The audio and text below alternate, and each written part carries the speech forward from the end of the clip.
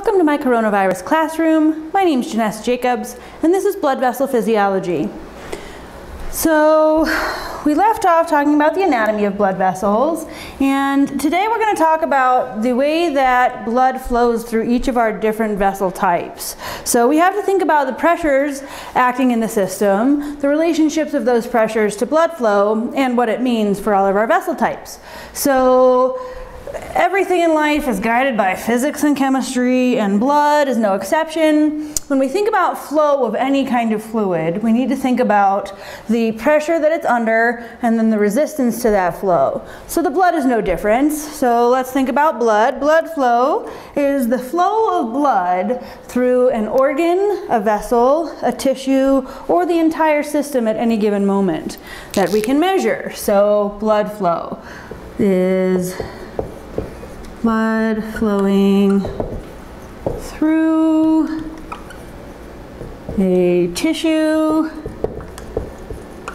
vessel, organ, or the system at any given moment.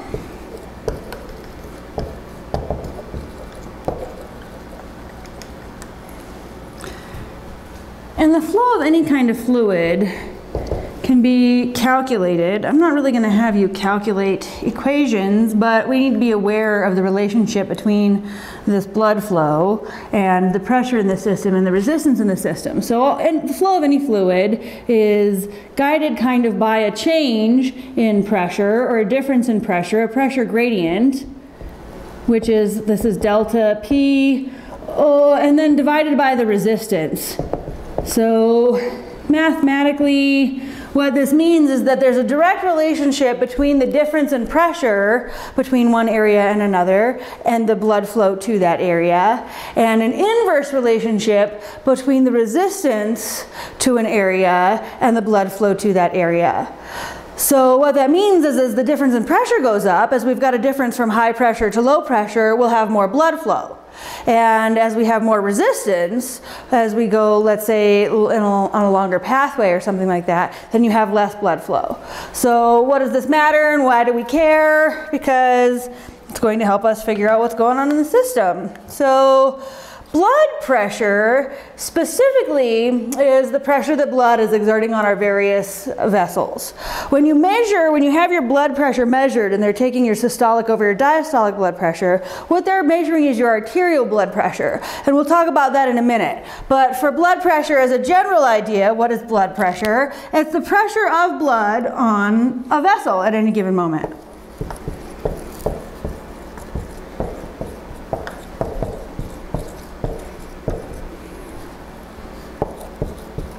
Now this is the pressure, a physical pressure of a fluid on a membrane. So that we call hydrostatic pressure. And this is an outward pressure in the arteries due to ventricular systole. So blood pressure is this pressure of blood on a vessel, and this is the hydrostatic pressure of blood on that vessel. Okay, resistance is just the opposition to flow.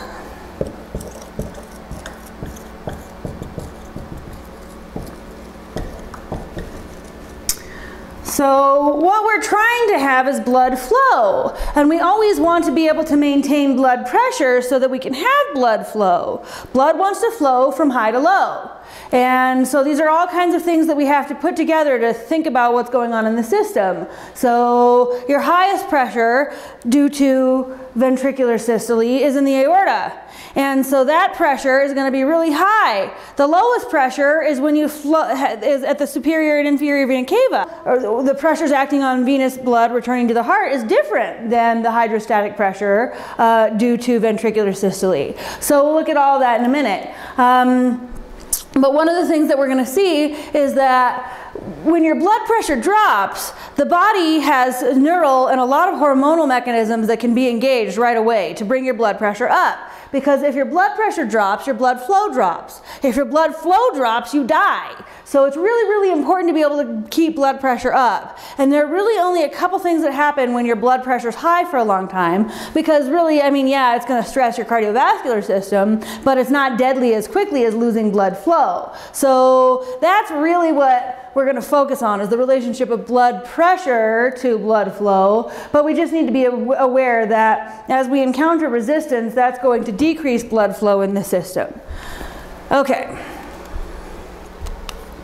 So there's probably a figure in your book that shows something like our pressure differences throughout the system when you go from the aorta and our pressure is the highest to when you return to the superior vena cava and the pressure is the lowest. So have a look at that and relate that to everything I just told you, and it'll make some sense. Okay, so what are the pressures on the blood in our different types of vessels? Our arterial pressure is the hydrostatic pressure due to ventricular systole when our ventricles are in systole, and that it is the pressure, still hydrostatic pressure, on the arteries when the ventricles are in diastole due to their elasticity. So arterial pressure. Our systolic pressure is the pressure of blood on arteries during ventricular systole.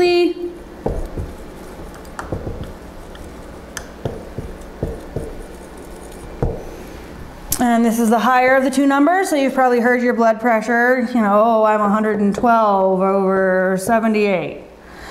That diastolic is the pressure of the blood on your arteries during ventricular diastole. And that can kind of give you a measure of the elasticity or health of the arteries. So diastolic pressure of blood on arteries during ventricular diastole.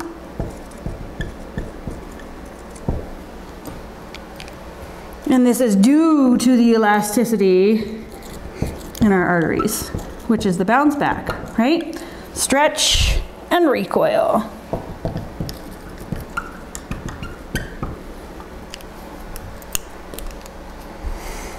Okay. So the systemic pressure on arteries is due to what's going on in the heart. The pressure in capillaries is due to chemistry and physics, and we're going to talk about that in a moment. The pressure on venous blood is coming from the milking action of your skeletal muscles as you move, and from what's called your respiratory pump. So if you recall, we said that veins had valves in their tunica intima, and that as your skeletal muscles contracted, it squeezed on your veins and pushed blood from one valve segment to the next. So that's the pressure that's going on in the venous system, is all this milking kind of action that's happening due to something else. So our skeletal muscles contribute to like the skeletal muscle pump or the muscular pump, and we can say this is we could say the milking action of skeletal muscles pushes blood through veins from one valve segment to the next.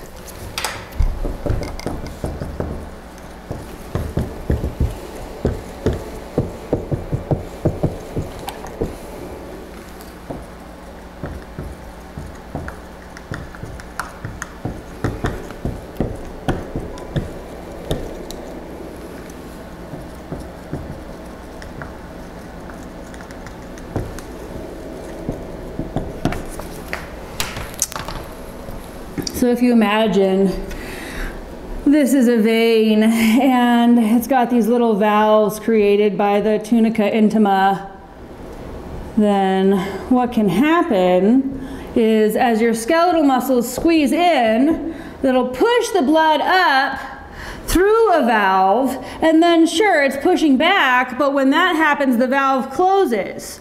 So we just move one way. And then this muscle down here will squeeze and push the blood up through here and close the valve down there. So that we have the one-way movement of blood from one valved segment to the next.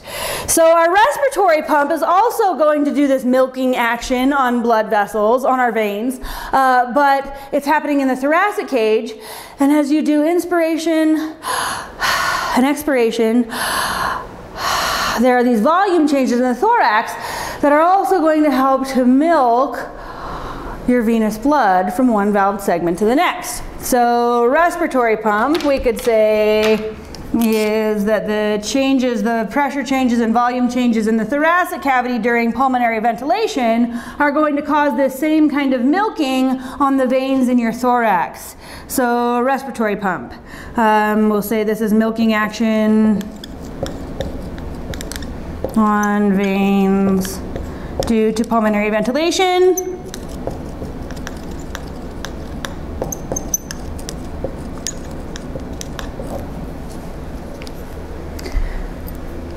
Gravity also has an effect on venous return, and so it helps with venous return from your head and neck, and it kind of hinders venous return in your lower limbs. So that's why it's really important to be active and not sedentary. Get up and walk around and squeeze those muscles so that your blood moves through your legs. Otherwise, gravity's going to pull it down all day. It's going to pool, you're going to get swelling, and it's going to be no good. So just be aware of that.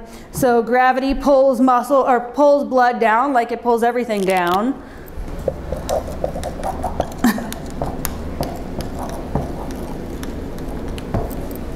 Okay, so what about the astronauts? Let's say they have all kinds of problems to the absence of gravity, but they're still moving their head and moving their lips, and so that will help to milk the blood in astronauts' heads.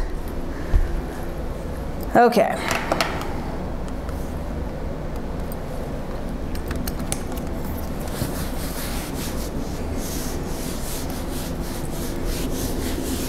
Okay, blood pressure.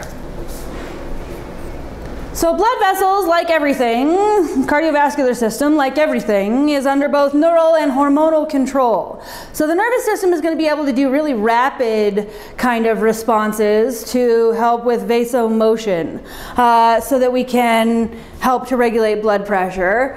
The endocrine system is going to release a whole lot of hormones that are involved when your blood pressure drops, and how it's going to help increase blood pressure is through increasing blood volume. So that takes a little bit longer than our neural controls do. But our neural controls then are going to be using a sensory receptor to tell some sensory neuron about a change in stretch. An increase in stretch indicates that there's been an increase in blood pressure. A decrease in stretch indicates there's been a decrease in blood pressure. That'll go along a sensory neuron to an integration center, who's then going to send efferent messages out to an effector. In this case, the smooth muscle in our blood vessels.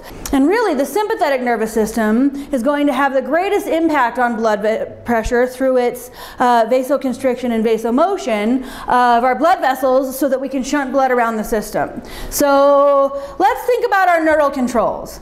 If it's a neural feedback loop, then we've got our receptor, our sensory neuron control center, and our effectors. So what's going on here?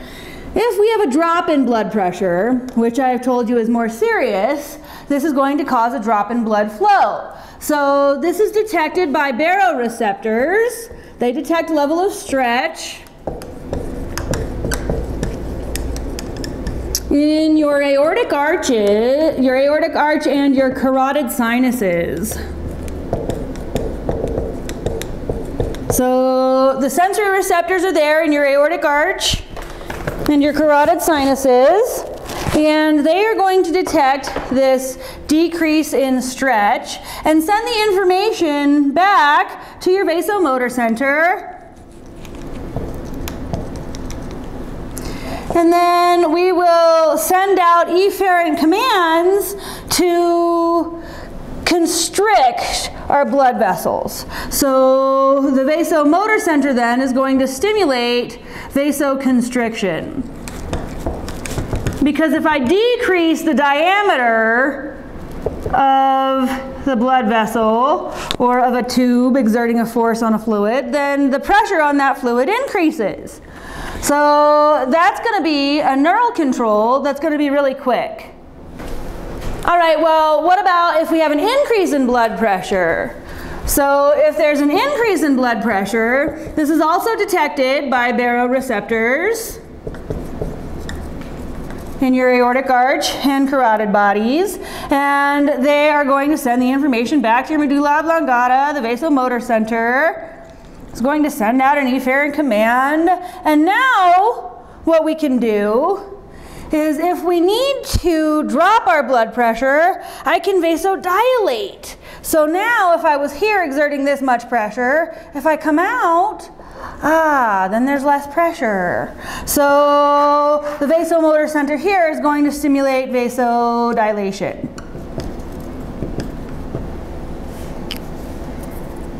It's going to be my most direct, fastest way to regulate blood pressure at the blood vessel level. Next, we'll talk about hormones.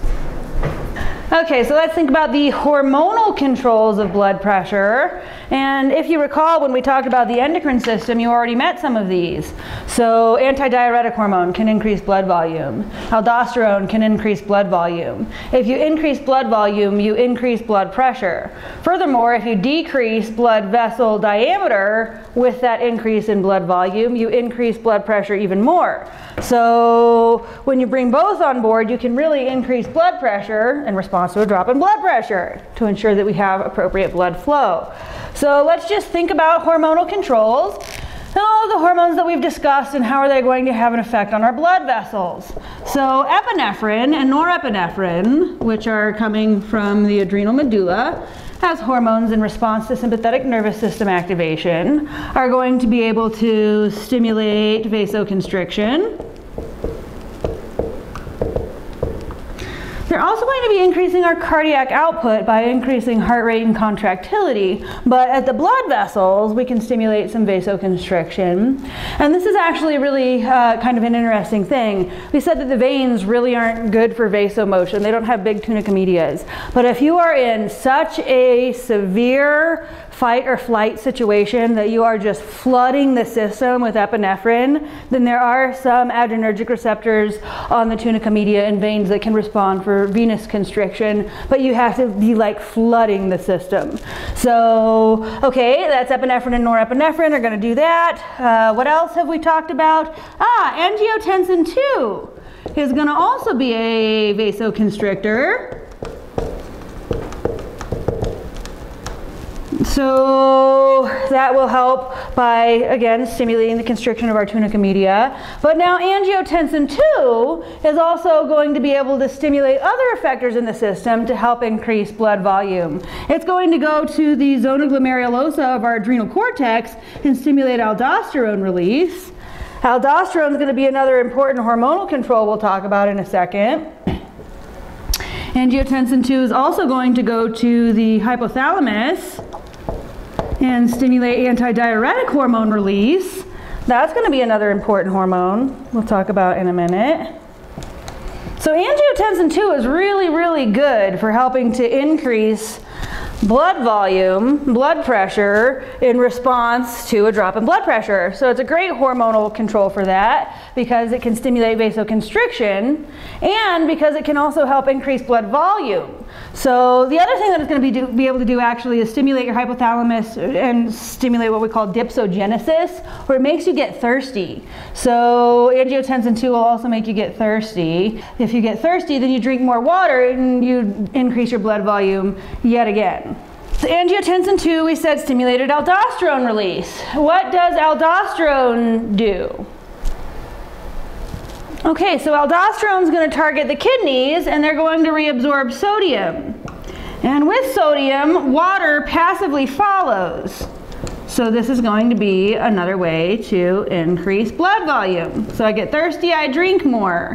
I vasoconstrict, so now I've got more fluid through smaller vessels. I increase my blood pressure. I stimulate sodium reabsorption, water follows. I increase my blood volume. Antidiuretic hormone, same thing. It's going to target the kidneys and help to increase blood volume, but now we're just going to directly stimulate water reabsorption. So antidiuretic hormone is going to stimulate the kidneys and they'll increase their water reabsorption. And now, through these mechanisms, we can increase our blood volume. So those are the hormones that are going to be able to stimulate effectors in the system when there's a drop in blood pressure, which is by far physiologically more significant than an increase in blood pressure.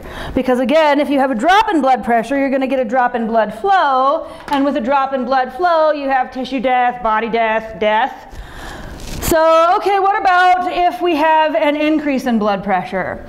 Well, we said if we had an increase in blood pressure, did we say this? We better have. If we had an increase in blood pressure neurally, in the neural control pathway, it was going to stimulate the vasomotor center to allow for vasodilation. Hormonally, if there's an increase in blood pressure, this is going to stimulate the atria of the heart to contract. This is going to stimulate the atria of the heart to expand, and this increased expansion over time due to hypertension is going to cause them to release this hormone called atrial natriuretic peptide, which helps you urinate, take off blood volume, and helps to increase vasodilation, help decrease blood pressure in that way, so by decreasing our resistance. So if we have an increase in blood pressure, this is going to trigger the atria to release ANP, the atrial natriuretic peptide,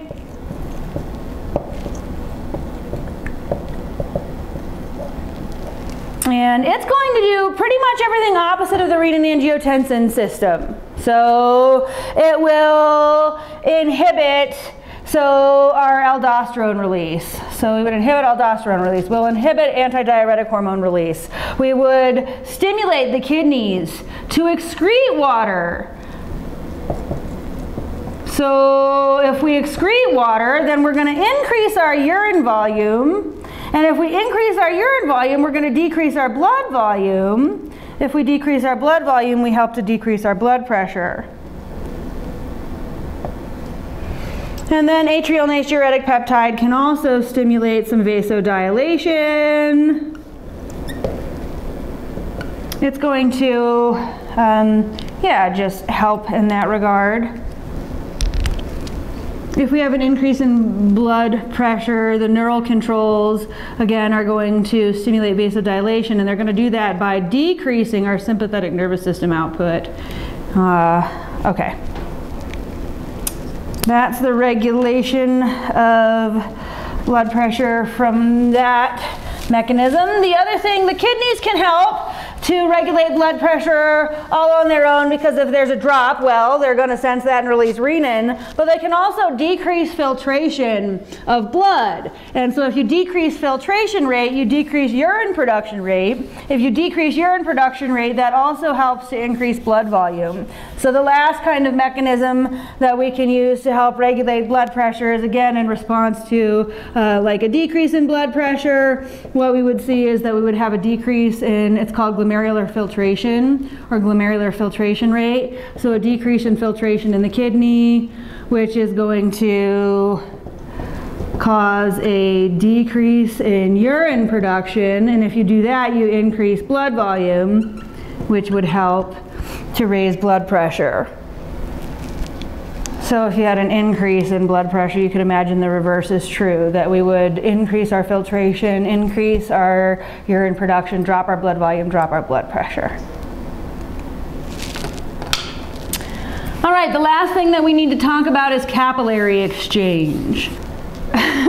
Capillary exchange is the movement of material to and from the blood and tissues. So it's the two-way movement of material, because we're moving out of the blood to the tissues, and then from the tissues back to the blood. Blood is flowing through capillary beds in one direction, from the arterial side to the venous side, but there's movement of fluid in that capillary bed. So there are going to be three important processes that are involved in capillary exchange. Diffusion, one that's called transcytosis, and then one that's called bulk flow. And so let's talk about each of these and what pressures are guiding the movement of fluid into and out of the blood and tissues. So transcytosis, trans means across, cyto means cell, osis means movement. So transcytosis is when you bring something in through a little like pinocytotic vesicle and bring it into the cell that way. And so this is, you know, we said that the inner layers of the blood vessel wall were nourished by the blood flowing through them. So that's one way you can get stuff into you, is bring it in. And so then it's into you, and then we can, you know, do whatever we need to do, produce whatever we need to do. We can let it out on the other side. So then we're across and out. We would let it out by exocytosis. So we're really not going to say a whole lot about transcytosis other than that. So this is movement of material across the cell. So by vesicular transport. So we could say this is movement by vesicular transport.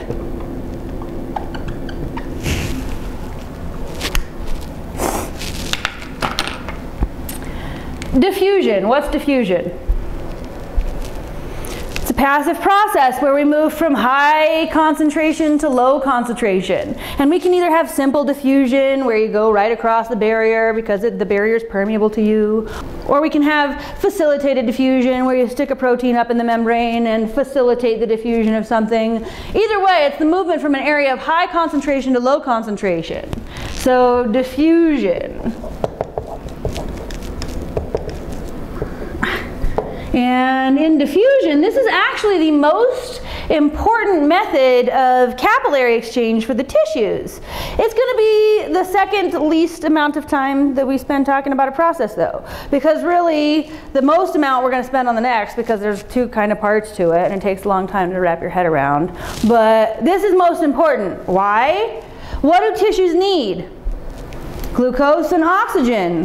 Glucose and oxygen both use diffusion. They're small enough that they can squeeze right through here. Cells use oxygen and glucose, so it's very easy to take them up into cells, and it's very important for our tissues out here. So diffusion is the most important for the tissues.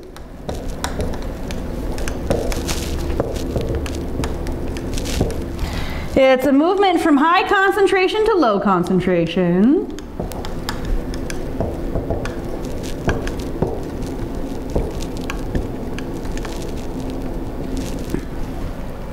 And it's going to be how our glucose enters the interstitial fluid and then can be taken up by cells, and how our oxygen enters the interstitial fluid and then can be taken up by cells. So as far as the tissues are concerned, this is kind of the most important thing that's going on. So this is what we'll say our small solutes, like glucose and oxygen, can use this. All lipid-soluble substances can also use diffusion. All right. Then, what else? That's really all I want to say. CO2 also diffuses, but the tissues don't need CO2, they need it out. So it diffuses back into the blood, and then we can take it off to the lungs, where we can easily diffuse across the alveolus. We'll talk about that when we get to the respiratory system. So the last mechanism of capillary exchange is bulk flow, baby. Bulk flow, baby! Okay.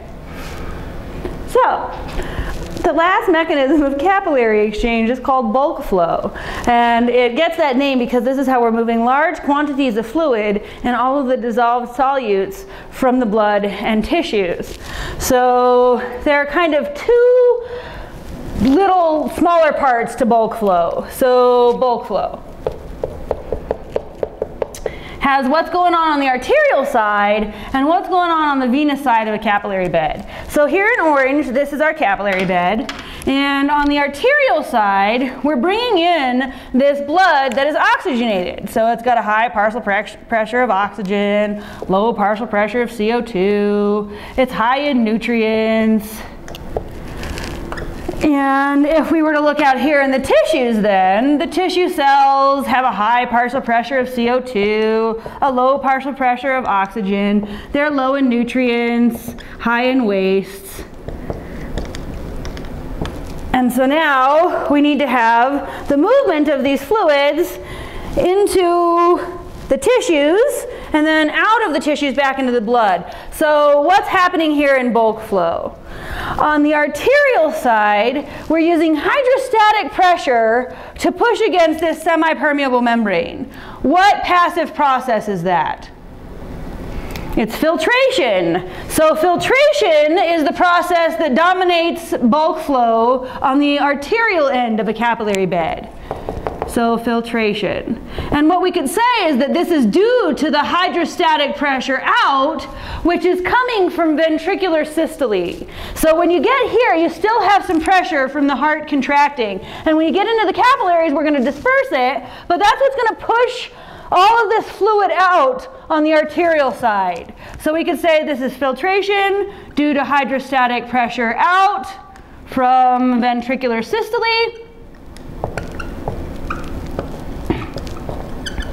And this is going to be how we get all of our fluid out there. So in here it was blood plasma that was high in nutrients, high in hormones, high in drugs, high in alcohol, high in oxygen.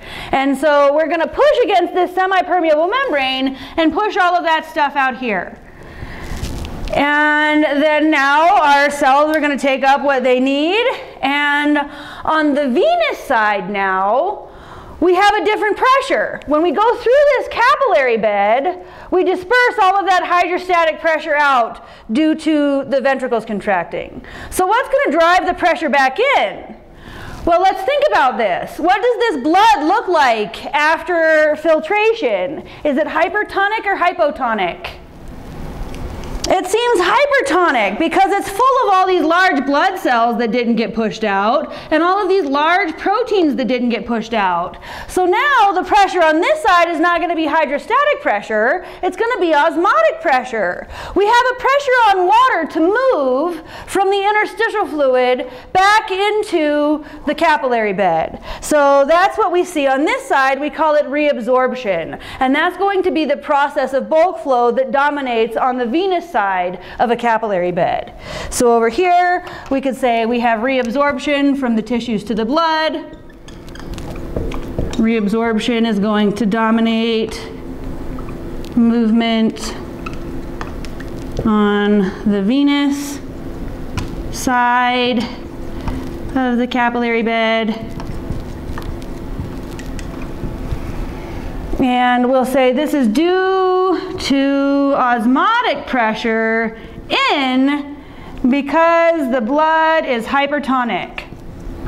And water always wants to go from hypotonic to hypertonic.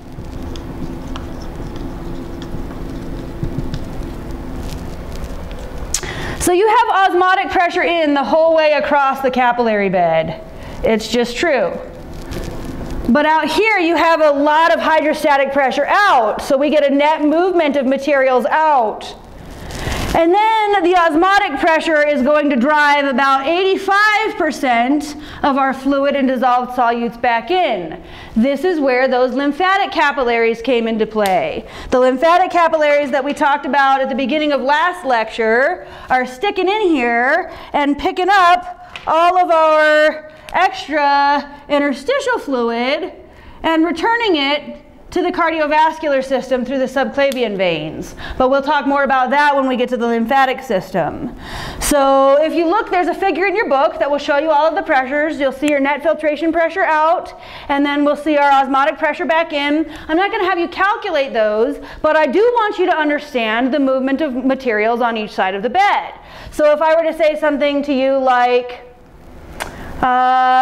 most nutrients move to the tissues using this, then the answer would be A, diffusion, because glucose is what our tissues are using. But if you're thinking of nutrients as things like ions and vitamins, then we could also use filtration from the blood to the tissue. If I were to ask you, how are we removing waste from the tissue, what process? Then you would say, oh, well, I'm going to argue that CO2 is a waste gas, and that's going to use diffusion. Okay, fine. But what about all the rest of our waste, like urea and everything that gets left behind from cellular respiration? How does that get picked back up? Reabsorption from the tissue to the blood. And that's what dominates on our venous end Filtration dominates on the arterial end. Be clear on that, because I guarantee you will be tested on that. And that, my friends, wraps up the cardiovascular system, except for that I had a question for you I just skipped over. So here's one last question for you. Most material returns to the blood using A, diffusion, B, filtration, C, reabsorption, D, lymphatic capillaries.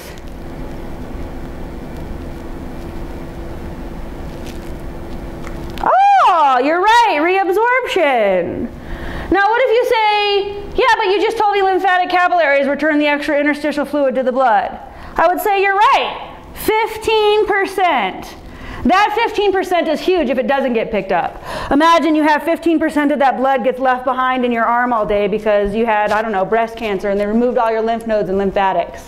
Then that 15% is huge and you swell and it's life-changing. So they have to give you compression sleeves and stuff like that. So yeah, it's a lot of fluid, but it's not the most fluid. 85% is more and 85% is reabsorbed on the venous side of a capillary bed.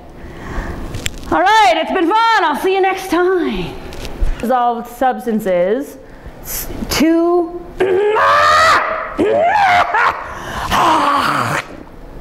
some bulk flow for you.